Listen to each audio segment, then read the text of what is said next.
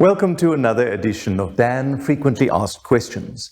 In this edition, we're going to be discussing a hazardous marine life injury and its consequences. Keep watching.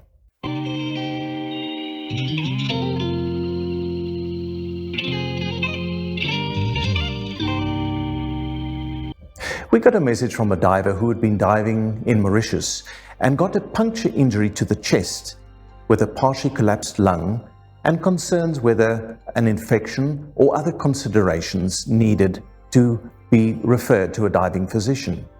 They were also wondering about wound care and just the general effects that this may have on their well-being and future prospects in diving. Well, first of all, this is a very interesting case. It's unusual to have puncture wounds to the chest related to hazardous marine life, and if they do occur, they frequently are fatal. In this case, the person not only survived, but very fortunately developed the collapsed lung only after the dive, because the biggest concern here is not about infection, although that's a valid concern. And sometimes the entire tract of a puncture needs to be cut out or excised before the wound heals.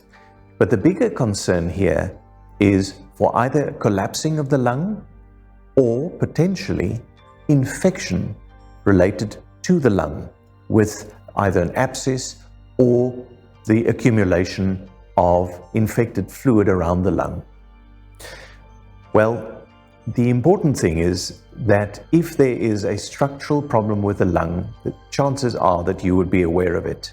However, I would strongly recommend that you receive a proper diving medical from a diving physician, including a follow-up chest X-ray and, if necessary, even a high-resolution CT scan of the chest to confirm that there is no structural damage that may predispose you to future injuries, or that there is no residual pneumothorax or empyema, which is accumulation of pus. Please let us know in terms of the infection, if that does occur, and what the final outcome is. And I hope for the rest of you, this has been helpful, because lung overpressure injury induced, or barotrauma induced, or hazardous marine life induced, or other traumatically induced pneumothoraces are always a concern. The greater concern is a spontaneous collapse of the lung.